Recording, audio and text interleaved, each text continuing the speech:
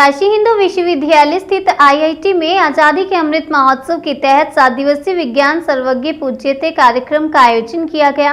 कार्यक्रम का शुभारंभ मालवीय जी के चित्र पर माल्यार्पण व दीप प्रज्वलन के साथ किया गया।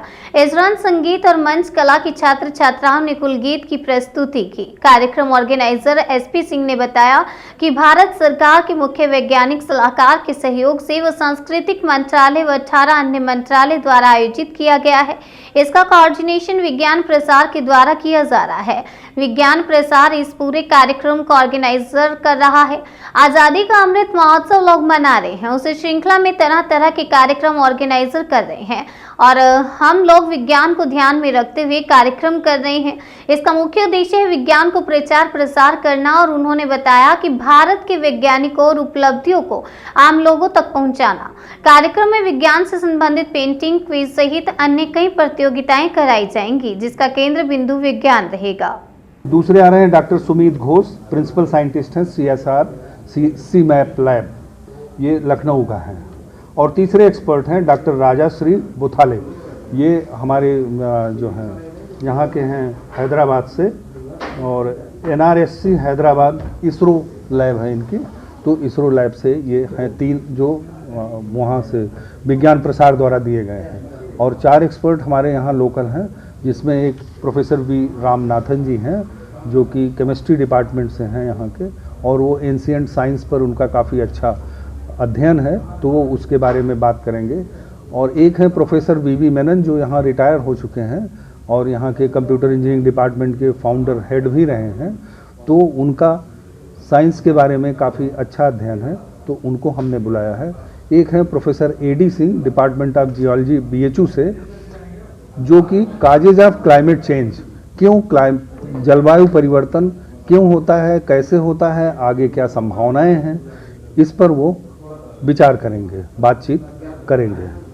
और एक एक्सपर्ट हैं हमारे NS Tripathi, doctor NS Tripathi ji, जो कि आयुर्वेद पर यहाँ चर्चा करेंगे। एक इंटरैक्टिव सेशन उनका किया गया है, जो बच्चों के साथ इंटरैक्ट करेंगे और उस पर हम क्विज़ करेंगे, बच्चों से डिस्कस करेंगे कि कितना समझ में आया, कितनी बातें उनके ध्यान में आई कि हमें आयुर्वेद हमारे लिए कितना ज़रूरी है। लोगों को इस मुहिम से किस तरह से जोड़ रहे हैं आप?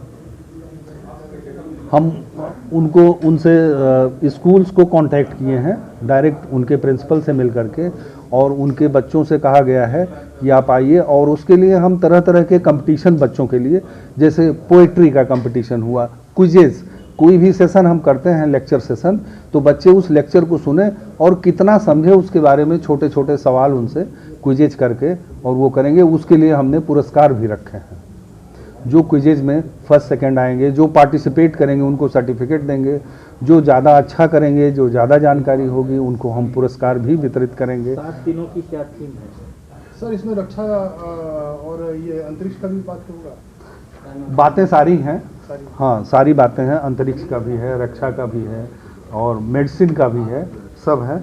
और 7 दिनों की जो हमारी थीम है, जिसमें पहले दिन तो हमारा यही है कर रहे हैं। और क्या है ये कार्यक्रम भारत सरकार के मुख्य वैज्ञानिक सलाहकार के ऑफिस से और संस्कृति मंत्रालय और 18 अन्य मंत्रालयों द्वारा प्रायोजित हैं, और इसका कोऑर्डिनेशन किया जा रहा है विज्ञान प्रसार के द्वारा, जो कि डिपार्टमेंट ऑफ साइंस टेक्नोलॉजी का एक हिस्सा है।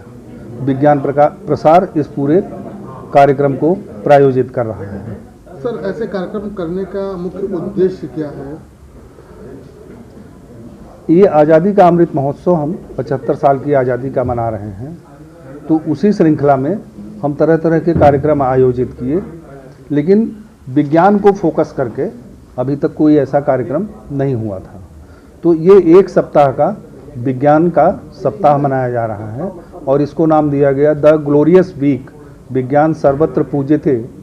और इसका मुख्य उद्देश्य ये था कि विज्ञान को पॉपुलराइज करना, लोगों के अंदर विज्ञान के बारे में ज़्यादा जागरूकता पैदा करना, और सबसे बड़ा उद्देश्य ये था कि भारत के वैज्ञानिकों और भारत की उपलब्धियों के बारे में आम लोगों को अवगत कराना, परिचित कराना, उनके बारे में जानकारी देना, और इस जानकारी देने के सिलसिले में ही हम तरह तरह के कार्यक्रम आयोजित कर रहे हैं। सर 7 दिनों तक क्या करेंगे आप?